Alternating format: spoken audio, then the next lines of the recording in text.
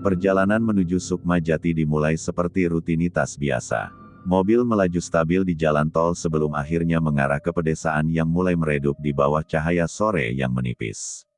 Di dalam benakku hanya ada tujuan, meninjau rumah warisan keluarga jauh yang bahkan tidak pernah kukenal. Namun semakin jauh aku melangkah, semakin terasa perubahan halus pada udara di sekitarku. Saat memasuki jalan desa, suhu mendadak turun. Seolah aku baru saja masuk ke ruangan besar yang diselimuti hawa dingin.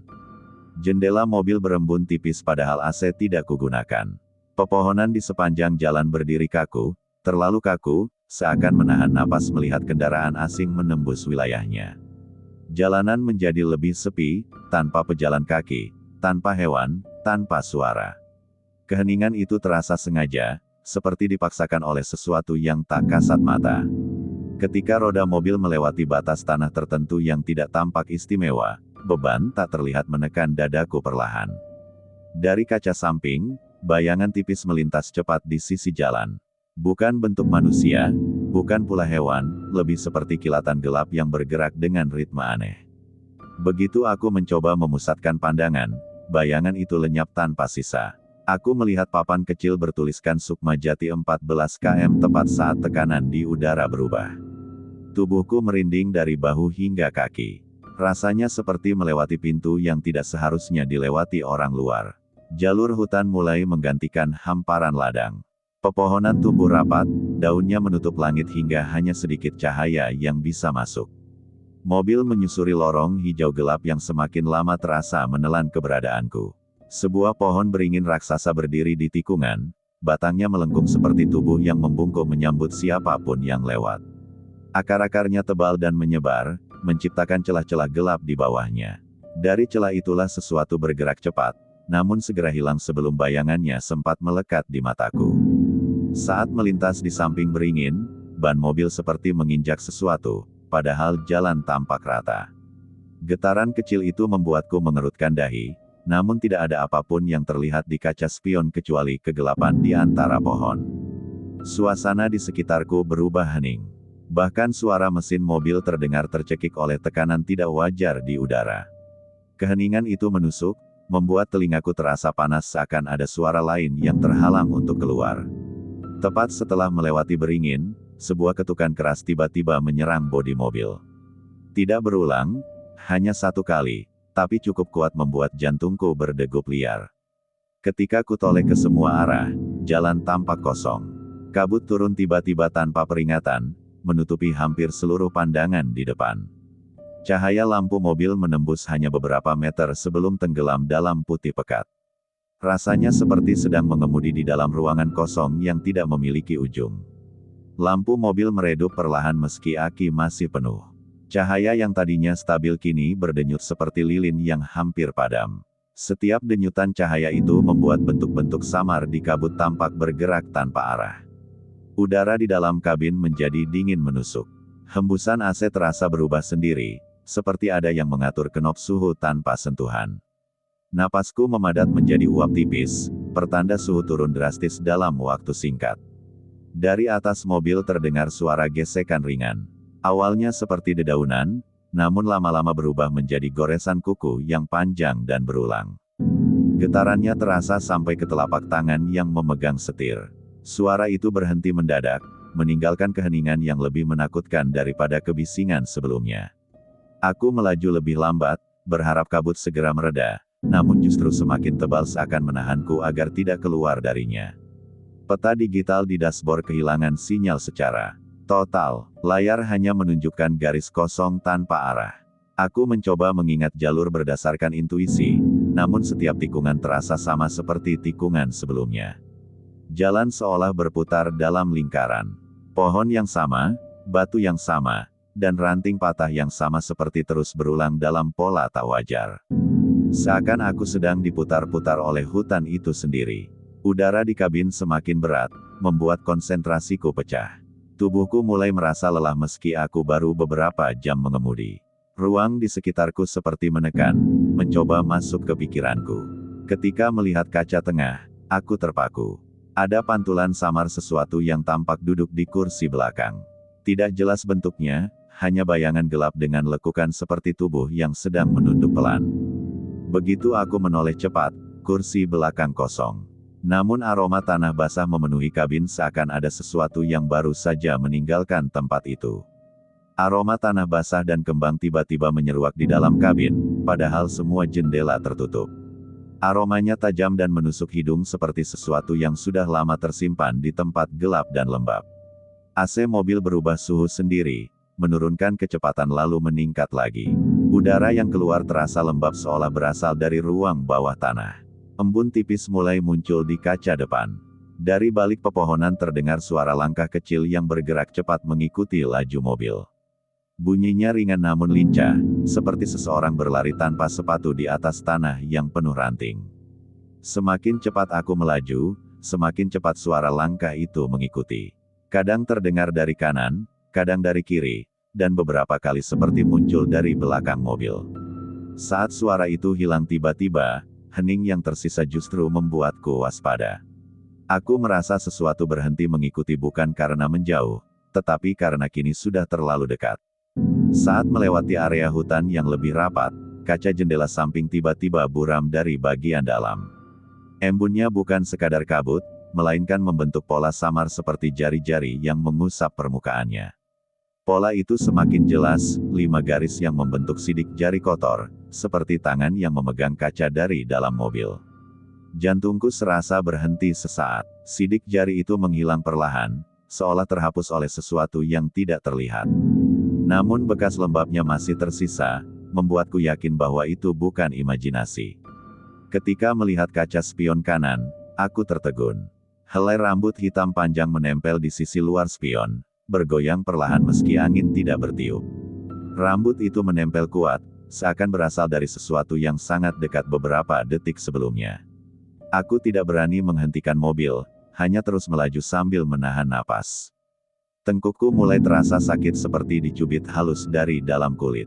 Rasa itu muncul tiba-tiba dan semakin menyakitkan setiap menit yang berlalu.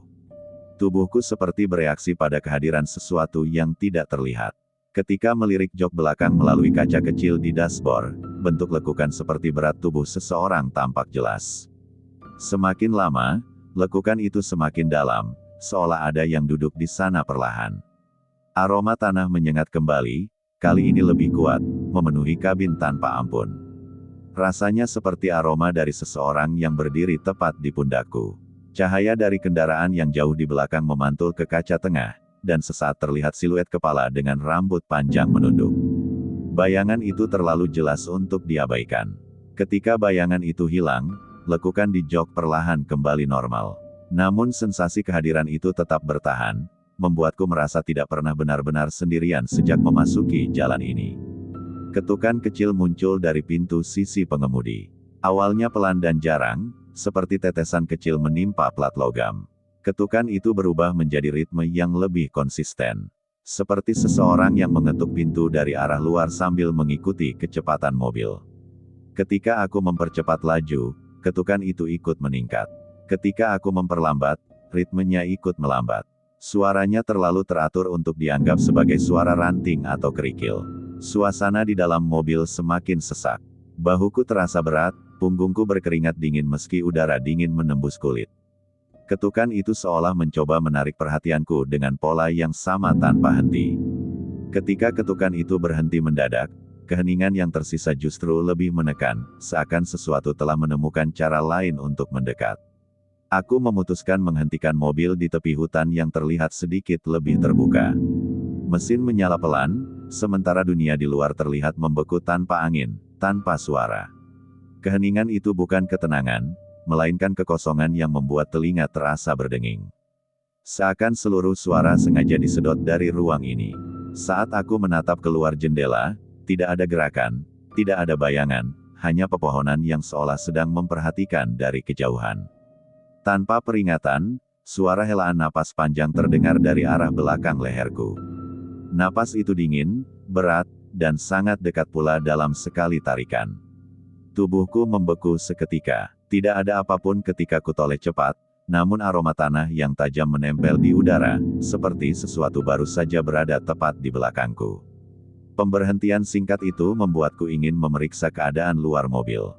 Begitu menyalakan lampu sorot bawah, aku melihat jejak kaki tanpa alas kaki di tanah basah hanya beberapa sentimeter dari pintu mobil. Jejak itu tampak baru dan mengarah lurus ke arah pepohonan. Tidak ada jejak kembali keluar, seolah pemilik kaki itu menghilang di antara kegelapan. Jantungku berdegup lebih cepat ketika melihat jejak lain di sisi depan mobil. Bentuknya sama, namun ukurannya lebih kecil, seperti milik anak kecil. Saat mengarahkan lampu ke kap mobil, aku terperanjat. Ada satu jejak kaki basah menempel di permukaan kap, seakan seseorang berdiri tepat di sana beberapa detik sebelumnya. Aku segera masuk kembali ke dalam mobil dan menutup pintu rapat. Namun rasa diawasi tidak pergi, malah semakin kuat setelah melihat bukti fisiknya. Saat berjalan lebih dalam ke hutan, cahaya seperti senter tiba-tiba muncul di antara pepohonan. Namun cara geraknya berbeda dari manusia, cahayanya melompat cepat tanpa pola, seperti tidak memantul dari tanah. Cahaya itu menembus kabut tipis dan berhenti mendadak di balik pohon tinggi. Aku menahan napas, menunggu apakah ada orang yang muncul, namun tidak ada. Dari sisi kiri jalan muncul cahaya lain, lebih lembut dan lebih kecil, seperti lampu kuno yang digantung di angin. Namun lampu itu berayun tanpa arah angin, bergerak dengan kehendak sendiri. Bayangan panjang muncul di tepi jalan. Tubuhnya ramping, sangat tinggi, dan memanjang tidak wajar, berdiri kaku menghadap jalan seolah menunggu kedatanganku. Bayangan itu hilang dalam sekejap ketika lampu mobil menyorot langsung ke arahnya. Namun kesan tatapannya masih membekas di benakku. Radio mobil yang sudah kupadamkan tiba-tiba menyala sendiri. Suara statis terdengar samar seperti banyak bisikan yang saling menimpa. Knop volume berputar pelan tanpa disentuh. Suara statis berubah menjadi gema rendah yang hampir terdengar seperti suara bernapas dari dalam alat itu. Semakin keras suara statis, semakin berat suasana di dalam mobil. Aku merasakan tekanan di kepala seperti frekuensi suara itu mencoba masuk ke pikiranku. Knop radio terasa panas meski tidak kusentuh. Bau logam terbakar menyebar di dalam kabin, membuatku harus membuka sedikit ventilasi udara. Radio itu mati tiba-tiba, menyisakan keheningan yang membuat kulitku kembali merinding. Namun bau panas itu tidak hilang. Jalan lurus di depan tampak damai, namun bayangan dari lampu mobil menciptakan bentuk yang tidak sesuai objeknya. Bayangan pepohonan tampak lebih panjang, lebih melengkung, dan bergerak seperti mengikuti mobil. Di tengah jalan, bayangan humanoid tampak muncul dari tanah. Bentuknya tinggi dan tipis, terlalu panjang untuk ukuran manusia. Sosok bayangan itu bergerak cepat mengikuti laju mobil. Sosok itu melesat ke sisi kanan jalan, melesat lagi ke kiri, dan akhirnya berhenti langsung di depan mobil, namun hanya dalam bentuk bayangan di permukaan jalan. Meski hanya bayangan, rasanya seperti ia sedang menatapku. Tatapan yang tidak memiliki mata, namun terasa menusuk tepat ke wajahku. Ketika mobil melaju menembus bayangan itu, suhu menurun seketika. Tubuhku menggigil tanpa bisa dikendalikan. Sebuah jembatan kayu reyot muncul di depan, tampak rapuh dan sepi. Air sungai di bawahnya berwarna hitam pekat, membentuk cermin gelap tanpa pantulan cahaya. Saat melaju pelan, mataku menangkap sosok wanita berdiri di tengah sungai. Gaunnya putih lusuh, tubuhnya diam memandang ke bawah air. Rambutnya yang hitam panjang tergerai tanpa bergerak meski aliran sungai cukup deras. Sosok itu tampak tidak terpengaruh oleh sekelilingnya. Begitu mobil melewati jembatan, suara cipratan air terdengar keras dari arah belakang. Seperti sesuatu besar melompat ke dalam sungai. Aku tidak berani menoleh ke belakang. Suara air itu terus terngiang hingga beberapa meter kemudian. Sakit kepala tiba-tiba menusuk dari dalam tengkorak, membuatku harus menggenggam setir lebih kuat. Rasanya seperti ada tekanan yang mencoba memaksa masuk ke pikiranku. Penglihatanku sedikit kabur. Cahaya mobil tampak berpendar, membuat jalan terlihat berlipat-lipat seperti ilusi. Di tepi jalan muncul bayangan anak kecil berlari. Bentuknya kabur, seolah tidak benar-benar menyentuh tanah. Langkahnya cepat namun tidak menghasilkan suara. Bayangan itu melintas tepat di depan mobil, membuatku menghentikan laju seketika.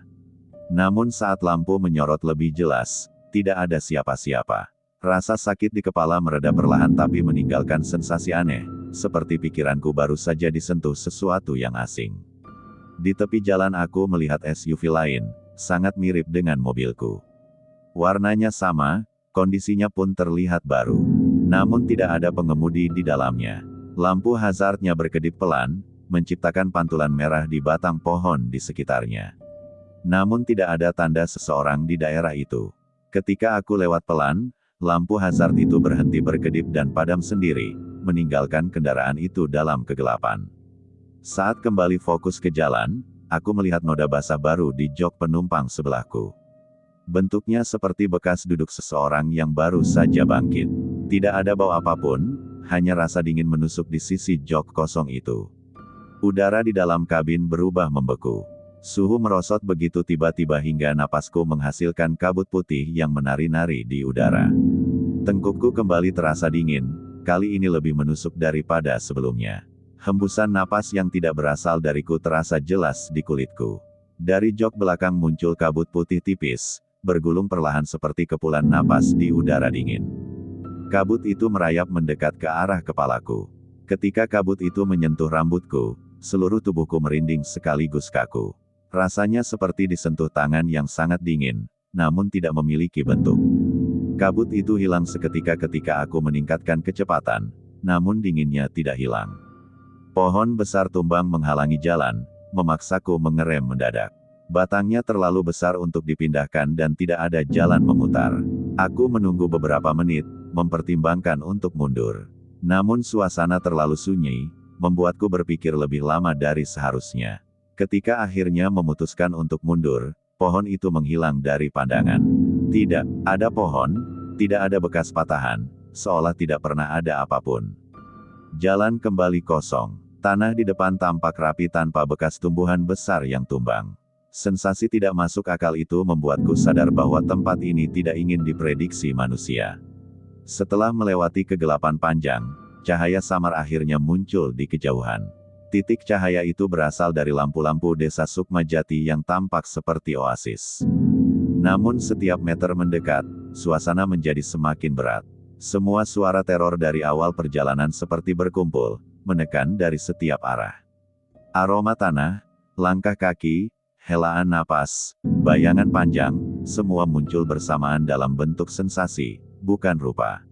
Seolah sesuatu menolak membiarkanku pergi begitu saja. Saat melewati sebuah batu besar di sisi jalan, semua teror itu berhenti dalam satu hentakan. Tidak ada suara, tidak ada bayangan, tidak ada tekanan. Dunia menjadi hening, namun hening yang berbeda. Kabinku terasa ringan kembali, namun bukan karena aman, melainkan karena sesuatu yang membuntutiku sepanjang jalan tidak bisa melewati batas itu. Gapura desa Sukmajati muncul dengan bentuk sederhana namun usang. Lampu-lampu kuning kecil menerangi jalan masuk yang tampak lebih sunyi dari desa pada umumnya. Ketika mobil masuk melewati gapura, suasana berubah drastis. Tidak ada suara serangga, tidak ada angin, tidak ada tanda kehidupan. Desa itu seperti membeku dalam satu detik.